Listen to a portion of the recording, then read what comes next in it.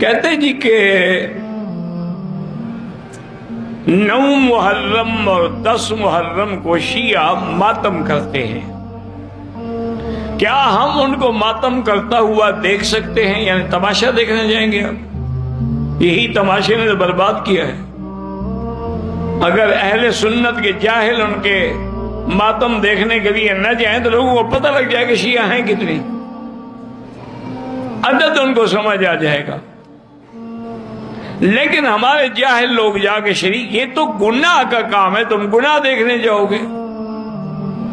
حضور پاک کی حدیث مبارک ہے کہ من لبس السود وضرب الاخدود وشق الجیوب، کہ جو آدمی سیاہ کپڑے پہنے اور چہرے پہ تھپڑ مارے اور قمیصیں پھاڑ ڈالے اور ماتم کرے، فرمایا لیس منا، اس کا میری جماعت اہل سنت سے کوئی تعلق نہیں۔ اللہ کے نبی نے تو ان کو خارج کیا ہے، تم کیا تماشا دیکھنے جاؤ گے؟